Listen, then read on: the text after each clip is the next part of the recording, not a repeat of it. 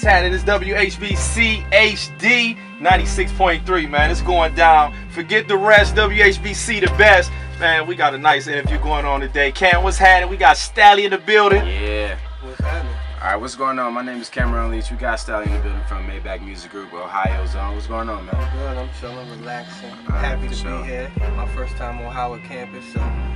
What you doing tonight, man? Tonight, man, Howard Theater, me and the homie Kendrick Lamar, BET Music Matters, Okay. MMG, TDE, you know, we taking over a little bit.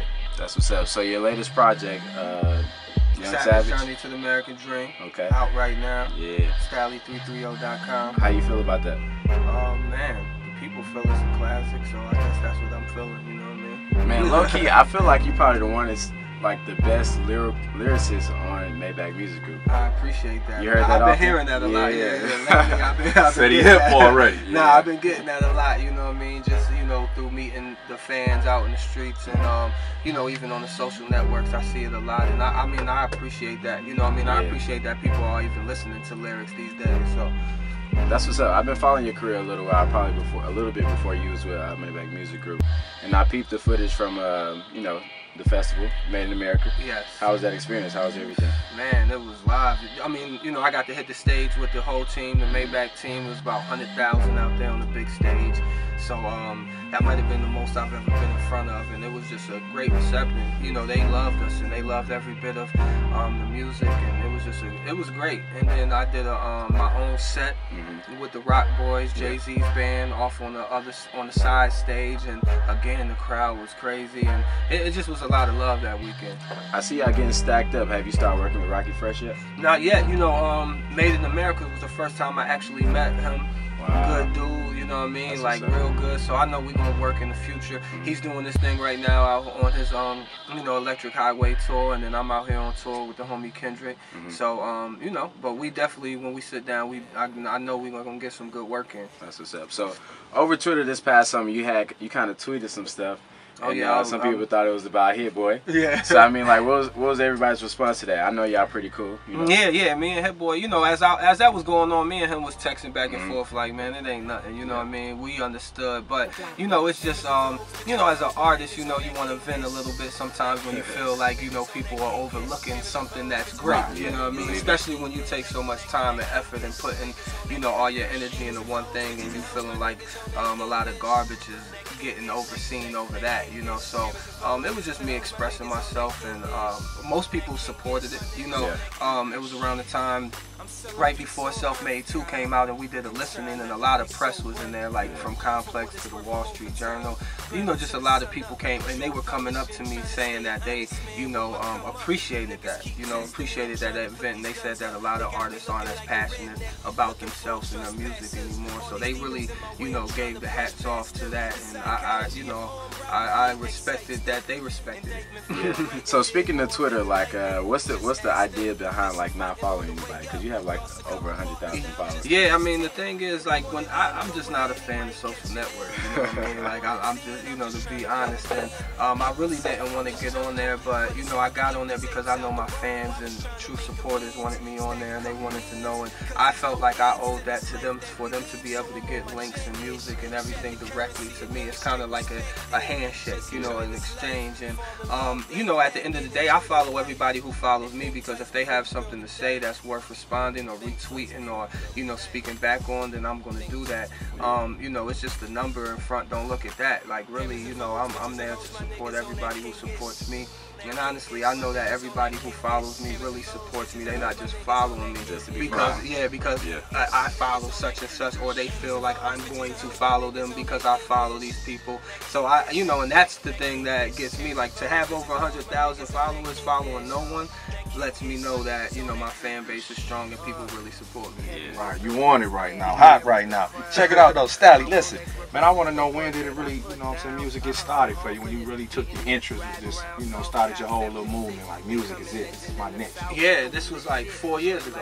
You know what I mean? I started rapping 4 years ago. Before that, I was in school playing ball, doing my thing. And you know, I always rapped, I always wrote rhymes, and you know, freestyled on the planes and on the buses in the locker room. Excuse me. And you know, people I used to rap for was like I was talented, but I never had time to really go into the studio and do music. So, you know, after basketball, I injured myself. So after that, I stopped going to school, stopped playing ball. I got a regular job. I'm just, you know, out here grinding, not knowing what I'm gonna do in New York City. And then friends of mine got me into the studio, and then from there, it just really took off for me. And you know, it's just a calling. It's something that came natural. You know what I mean? It was organic. It was natural. Nothing forced. And that's how I like to basically do everything throughout my whole career. It is though. Check it out. I heard you had a little hoop game on you though. I'm alright. Yeah, he's nice in the post. I hit LeBron up though. He's like, he nice. Yeah, he nice.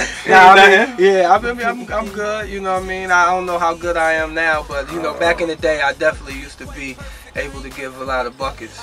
So I mean, I think it was last summer we had J. Cole come out here. He played basketball over here. Okay. So I mean, if you buy it one day, we're gonna see like what you are. We gotta set that up. Yeah, definitely. I'm here. So quick question, like while we were talking about you coming up, how did you link up with Maybach Music Group and Rick Ross? Was it a phone call? Like what was it? Yeah, it was actually a phone call, you know what I mean?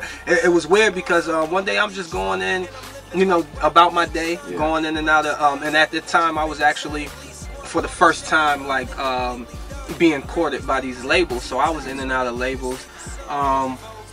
I forget where I left. I might have left Def Jam, and then I get a call from Currency, and Currency's like, "Yo, Rick Ross is looking for you." And I'm like, "Really?" He was like, "Can I give him your number?" And I'm like, "Yeah, you can give him my number." And then Currency gave him my number. Ross called me. He was like, you know, he said that he was interested. He had something that he wanted to speak to me about. So he flew me down the next day to Dallas. They were on the first leg of the I Am Music tour, him and Wayne. And then from there on, he just, you know, I sat there in the hotel room, and he was like, "Listen, I'm a fan. I've been following you for a while." You know, he started breaking down the videos and the music, and so I knew that he was really paying attention. Right. And he was just like, "Yo, listen, I got this situation. I want you to be a part of it if you want to be a part of it." And you know, from there on, we just kept, you know, kicking it and doing records, and it just felt right. Yeah. But how did it feel though, man? That's like hitting a number though. You know, 4 digits with $5 on it or something. Yeah, that's what I mean. It was definitely life changing, and it's definitely something that's you know, been a blessing. Like I said, everything that's happened in my career thus far has been organic and been natural, and it's been like that. You know, nothing forced, nothing, not me, you know, reaching out and searching and trying to, you know, I guess be in the mix, handing out CDs. It's always just me putting out those good music, that good music and those good vibes, and people just taking to it. So you performed at the Converse Block Party in DC like a couple weeks back. How long ago was it? It was about a month ago. Okay. So how was that experience? I know the Dream was out there too. Yeah, it was, man, that was a beautiful experience actually, because it was in the community. It was right around here actually. You know, and it was just for the area. Converse, you know, they've been doing that in certain cities, rebuilding basketball courts or building new basketball courts in these you know, low poverty or low income areas, and it's just a good way to give back to the community. It's nothing to be, you know, thousands of people out there. It's like literally just for that community, for that area. So it's a blessing that Converse is actually doing that, and that they wanted me to be a part of that. You know what I mean? Any way I could give back and just at the same time, you know, give out the music and gain some fans is a blessing. Alright, so we'll be right back. This is WHBC 96.3 HD3, alright? WHBC 96.3 HD3, baby. We back in the building. Stalley is in the building. We got Cam. Now we finna hit you with some more questions. Yes, sir. Stalley, check it, man. I want to know, man, how it feel to be on the XXL magazine, man, because I know that's, you know, you go buy like the whole car. Like, let me get on these joints right here. You know, like, mama, I made it. Well, I mean, I'm on the vibe with, you know, the whole team, and that's the first, you know, cover that I got the grace, and, you know, I definitely had to get a couple, you know, copies of that. So it's a, you know, it's a dope thing. It's a dope feeling. Man, I'm looking to get on the GQ and, you know, and all respect. I really care less about those. When you get on the magazine, though, it's good. No, it's magazine, give magazine to a shorty, like, baby, take me with you. Take daddy with you, baby. Just open it up to next to you and like, oh man, what is this? Oh, that's me. Right. Yeah. Hey, so you and Wale, I heard y'all got some pretty sick sneaker game. Yeah. What was your latest pair that you caught? Oh man, what did I get recently? Man, I haven't bought sneakers in a while. Oh man, that's crazy. I think the latest ones that I got that Olympic gold medal pack. Okay. I actually got some new flights, the 89s, and then I got the infrared, the new hyperfuse infrared. You got all them in the same month? Yeah. Cause I don't get shoes to a refund check. Hey, it's tight on the floor out here, man. Send me a pair of those. What size you wear? For real, the whole 13, man. The whole 13. I can't even help you. What size you wear? 11. 11? Oh, shoot, that's my size. Man. Oh no, you know they got the little joint you stick in there and stretch it out though. It ain't nothing. Yeah. Wow, that's crazy, man. That's crazy. So what's your plans for the future, man? Like within next year, like what's your well, you know, right now I'm just doing these shows. We on tour. I'm working on new music. I'm working on the album actually right now. You're doing a lot of promo too, I see. Yeah, and I'm doing a lot of promo, just running around, just trying to build the name and the brand up, get people familiar with the face, the music, the name, and everything. So, like I said, we got a lot of music coming up. I got the album I'm working on, probably come out next year, around January, February sometime. But you know, it's pretty much halfway done, so I'm looking forward to that. All right, man. Look, don't change it. If you cut your beard, I know you changed. Yeah. You see me put a dye strip in my beard or something, you know, something. A little weird strip. Yeah, you know. So that's real. So who's your next compilations, or you know? Well, I got a record with Carrie Hilson, so that should be coming soon. I don't have the title yet, man. Sexy. I haven't actually met her. She did it. You know, we already had the hook and we just sent it over to her. She did it. So, you know, but hopefully I get to meet her. You know, she enjoyed the song, and I'm glad she was a part of it. And then, you know, we just working. So, who knows who's gonna be on the album? That's real. That's real. When you got a next EP coming out? Or anything? Probably. I'm What you thinking? Fall? Yeah, I'm thinking maybe end of October. Okay, all right, that's a good month. It's my birthday month. So okay, me too. I'm gonna remember that. All right.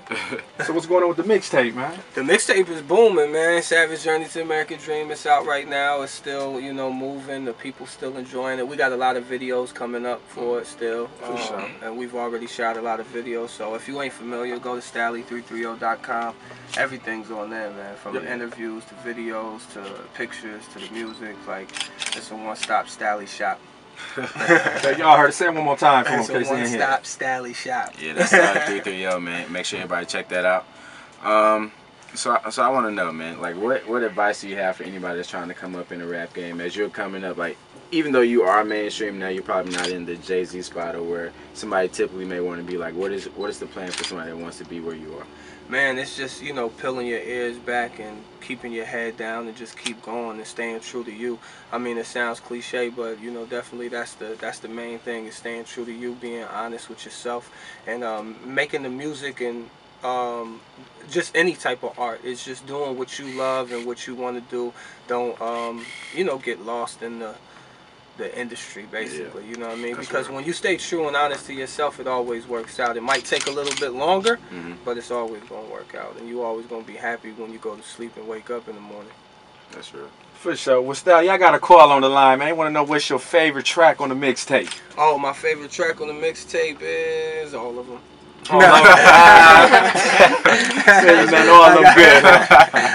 Hit you straight through. I got to tell you all of them. That's real. He ain't playing.